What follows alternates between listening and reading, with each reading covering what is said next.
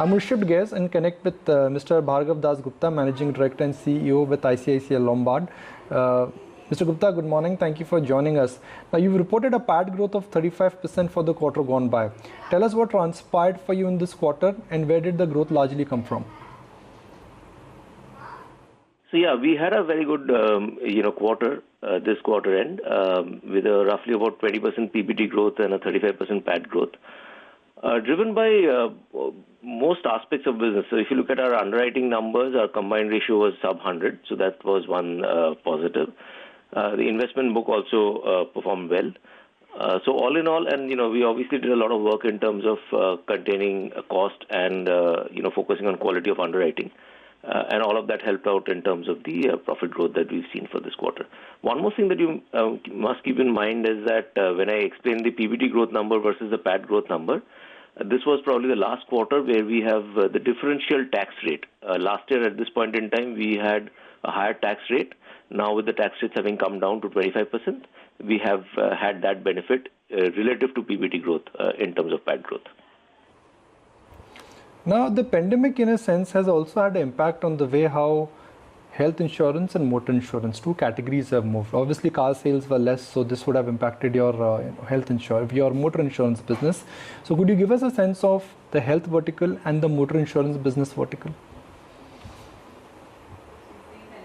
Look, for us, traditionally, motor has been a larger share of our business.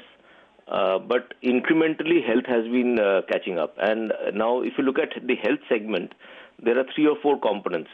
One is the corporate health business, which is basically what you provide to employers for their employees.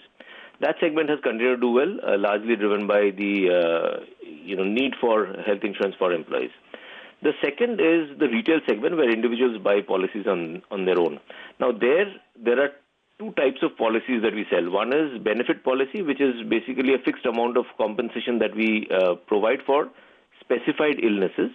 That segment is largely driven by bank assurance and attachment sales through NBFCs. That segment hasn't done well. But the other segment in retail, which is retail indemnity, which is largely hospitalization cover, largely sold through agents. That segment has done really well for us.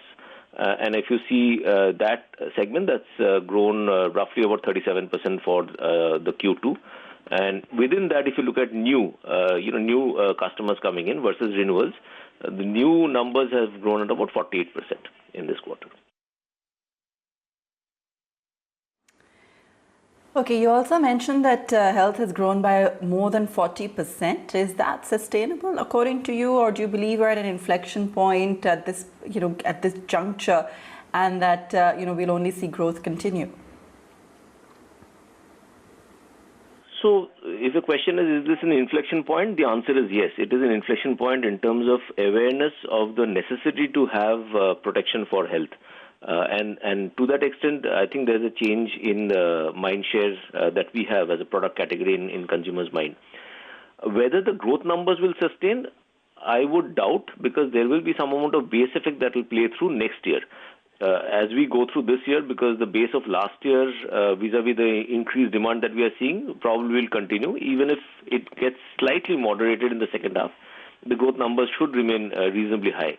But on that base, next year, we will definitely not have the same kind of growth numbers in our expectation. But is it an inflection point in terms of overall health insurance as a category? Definitely it is. Sure. Okay. Talk about the recent acquisition as well of Bharti Axa, predominantly a motor player. Given that we have seen an uptick in that segment, do you actually see numbers getting even better there? So the motor insurance segment has probably been most badly affected in the first 6 months, but we are seeing positive pickup in the festive season. You've seen the CM numbers. That was more in terms of restocking industry, but on the ground also, we are seeing good traction in the dealerships. So we are hopeful that the festive season will do well for the country and us. We will have to wait to see how it pans out in the Q4 of this year. And if it continues to sustain, then that should be a big positive. On balance, the negative impact that we saw on motor in the first half is probably overplayed, and we will now see improvement in the motor segment as well. Coming to your question on Bharti Axa, yes, they are also relatively strong in motor, but even if you look at collectively, we will be about 12% market share in motor, so we still have a long way to go. Right. Your company would also focus on bringing the combined entity back to operating levels of about 100%, as we understand, in terms of the combined ratio. Share with us what's the strategy and what is it that are the timelines that you've set for yourself? So our combined is, as we speak, already less than 100, and this is in spite of some one-off hits that we've had, particularly due to flood losses, and we're also beginning to see some elevated COVID claims coming through in the health side. So the focus of the company has always been to, deliver quality underwriting numbers, and by underwriting numbers, if you keep your combined ratio 100 or sub 100 ideally, that means you're creating, value in terms of underwriting. So that's something that we will continue to do, and the strategy largely has been 3 or 4, aspects.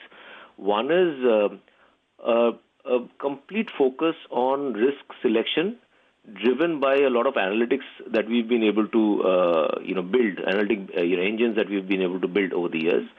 We have an advantage of being in the industry for 20 years. We've looked at data over these years, and we've built models to do better risk selection. So risk selection using data and analytics is a key. Second is a lot of focus on digitization and technology adoption to keep costs under control, as also provide convenience to our customers. And third, and this is, I think, very important, is a focus on claim service, because at the end of the day, we really want to do, serve our better customers well, and that's where we believe a brand and institution gets built. So claim service is the third element. It may not, obviously, you may not think it's obvious when it comes to underwriting, but in the long term, it does play a big role. Sure. Digitization clearly has managed to help and aid the entire insurance sector. How's been the response to the various age cohorts, A? And has there been any increase that you've seen in millennial participation and demand coming in from tier 2 and 3 cities? So the way we look at digitization is not just in terms of reaching out to customers. That, of course, is an important element of our digitization strategy. How do we reach out to millennials? How do we reach out to customers through digital channels? But digitization for us is all-encompassing. It is including, not just in terms of policy sourcing, but also in terms of servicing, in terms of claims, in terms of internal processes. So we look at all of that, keeping a lens of digital in mind. And I'll give you a couple of, examples. So let's look at claims. So one of the things that we launched a couple of years back was a, app-based video survey for, for motor claims. And that's something that we launched to streamline process and make it more effective, cost-effective for us, but even more importantly, for making it more convenient for customers. Now, the percentage of motor claims that we're getting processed through our this InstaSpect app was in the high 20s towards the latter half of last year, in Q4 of last year. That number on a run rate basis in the month of September has crossed 60%. That tells you about the adoption of digitization. Coming back to your specific question on what's happening in the smaller towns and rural India, one of the initiatives again we had adopted about a couple of years back was virtual offices. Basically, offices which are we don't have a physical branch, but we have a team which is running the business completely, virtually using a tech stack. That segment, the virtual office segment, is largely catering to the smaller towns, where the business model is not scaled up to justify setting up a physical branch. Now, that segment in this quarter has grown at about 49%. So I think if you look at across board on the digitization side, there's been a lot of focus that we've put in, and we've seen reaping benefits. Last one that I'll talk about in terms of consumer is for health, for example. We launched our IL Take Care app, which basically provides a lot of wellness and support services for health customers, and we've added other elements now. We've had more than 2 lakh downloads of that app in this period. And through that app, excuse me, we've been providing, for example, home-based care. We've been providing teleconsulting. All of that is becoming very popular today. And finally, Mr. Dasgupta, given that interest rates are low and there is a drop in bond yields, how exactly do you see your treasury business moving? Because that, in a sense, has been a very large mainstay for your profits. Look, we don't give a guidance on exact profit growth, but if you look at our investment portfolio, we've had 2 good quarters. When you look at the benign interest environment, obviously the bond portfolio, and roughly about 80-85% of our book is held in G-Secs and high corporate bonds. Obviously, the mark-to-market of that bond portfolio is very positive at this point in time. That doesn't mean that we would want to take those profits out. We would want to take a call on interest rates based on our view of interest rates, not to kind of do profit management. But just specifically to answer your question on how the portfolio has done, this half, the realized return on the portfolio was about 7.8%.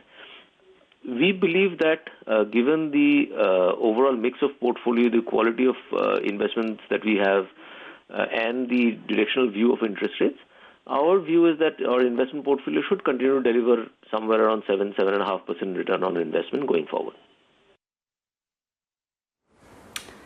All right, thanks for joining us then this morning and taking us through the latest trends. We're going to take a very quick break on that note. Back in just a moment.